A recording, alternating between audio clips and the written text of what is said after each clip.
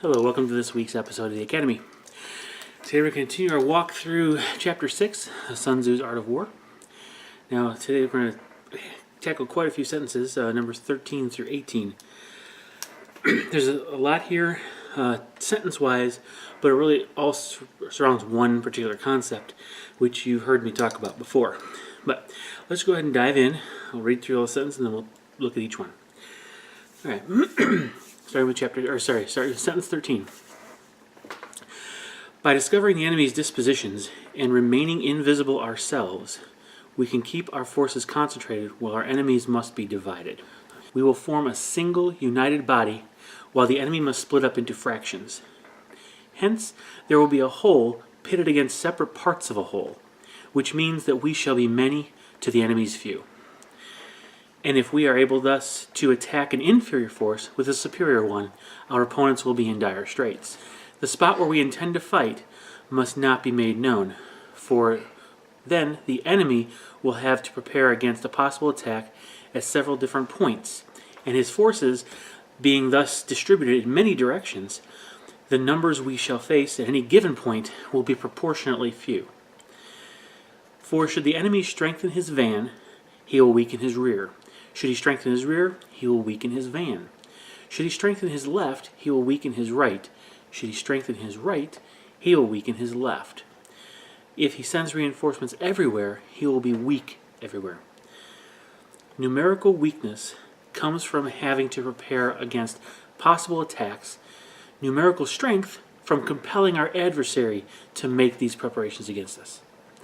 All right. So, what he's dealing with here is really focusing on the whole concept I've talked about before in some of my videos of maximizing the force that you have against a smaller portion of your opponent's force, whatever means necessary. Okay. So, in his very first statement, I want to pick these apart because there are some particular applications that I'll argue for, and others that kind of are obvious. So, in sentence 13, he says, by discovering the enemy's dispositions and remaining invisible ourselves, we can keep our forces concentrated while the enemies must be divided. Now, the conclusion was actually expanded upon by Cheng Yu, one of the commentators from Sun Tzu's time. And he's talking really about if the enemy's dispositions are visible, we can make for him in one body, so we know where he's going to be and we can go for it with everything we have. If we keep ours secret, then the enemy's going to have to split up to try to cover the different approaches, or potentially go searching us out with smaller fractions of his army. Now, what's important here, I think this is one where I like to apply this, is it's risky, but this is one of the advantages of deploying second in most games. When you are able to deploy second, your opponent does not know your dispositions. He's in the dark.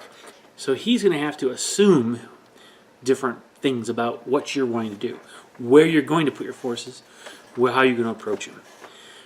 This means, unless he's very careful, he will divide his forces up to cover multiple possibilities. Then you can come on, knowing his disposition, you can put your army where it needs to be, hopefully able to focus your army on any one part. Now, he emphasizes this with sentence 14, so he won't go into that any further. And sentence 15 just reminds you that if you attack an inferior force with a superior, you're putting your opponent under a lot of pressure. And I've mentioned this in the first time in I think it was the second video of the series, the Academy, is making a fair fight unfair. This is the best way to go about doing it. Now,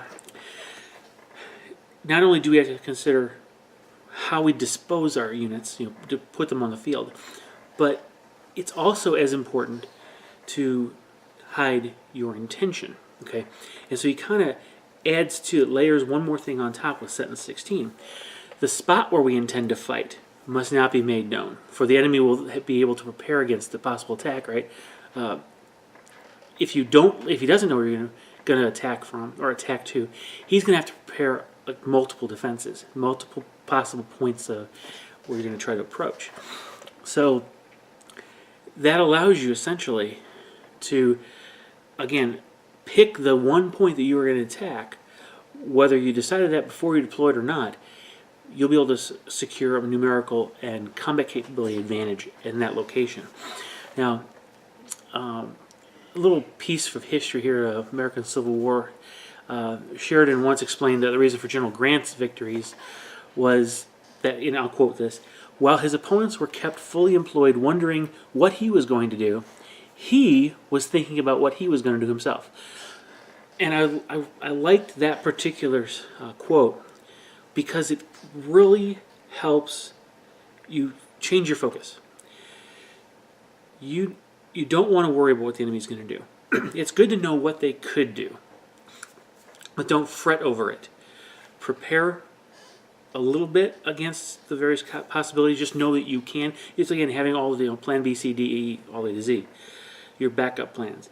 But focus on what you are going to do, because the whole point is you imposing your will on the opponent. And if you're making the opponent second guess you and try to figure you out, then you're already winning the psychological warfare battle there. All right. Now, in sentences 17 and 18, what he's really trying to emphasize is that when you look at this, he's actually talking about it in, almost with a mirror in the way I'm looking at this. He's speaking entirely in terms of the enemy, what the enemy's doing, but he's doing it in such a way, I think, that it really highlights what you should not be doing. So in sentence 17, he's talking about how if the enemy strengthens his van or his leading his front forces, he weakens his rear, and vice versa. And strengthens his left, he weakens his right, and vice versa. So, and again, if you strengthen everywhere, you're weak everywhere. And what's interesting is this is actually something that's been practiced in warfare for millennia now. Only the good generals know it, though. Now, it's interesting because Frederick the Great published instructions to his generals. And I'll quote him, "A defensive war is apt to betray us into too frequent detachment. Those generals who have had but little experience attempt to protect every point, while those who are better acquainted with their profession, having only the capital object in view, guard against the decisive blow and acquiesce in small misfortunes to avoid greater." In other words, guard against the primary decisive strike, wherever that might be. Then it's okay to take a defeat somewhere else that isn't as important. It's a calculated risk, but it's one that's extremely important because, again, keeping your force strong, locally strong, is always an advantage here. And Sun Tzu again reiterates it by saying that the numerical weakness comes from preparing against all those different attacks, whereas numerical strength really comes from forcing your opponent to do that. So, Colonel Henderson is a British colonel who wrote, in his words, the highest generalship is to compel the enemy to disperse his army and then to concentrate superior force against each fraction in turn. In other words, engaging and destroying the opponent's army in detail. That's the way it's done. And if you really study a lot of different campaigns in many of the different wars, Vietnam or back, you always see a lot of successes happening because a local concentration is taking on smaller components of a larger army and in sequence taking them out one at a time instead of trying to go against a broad front. That's just in general how it works. Now if you look back against Bastogne, the Battle of the Bulge, conceptually very, very well started. They launched the entire attack against a very small front, a weaker portion in a less defended and honestly harder to navigate segment of the lines. In fact, the area that was defended was among the weakest points in the Allied lines, the entire front. And the Germans sent their strongest units right through that, local superiority and strength against numerical weakness. The only thing that happened was it got bogged down. Had they not run into the resistance of Stone, they were able to secure the fuel that they needed, they actually would probably have progressed further until air support finally became much more widely available due to the weather. But that campaign right there, that single battle, the entire Battle of the Bulge, the multi-day event there, is really a case study in how focusing your power, strength, numerical advantage against a smaller, numerically weaker, combat capability weaker area really will gain you some results.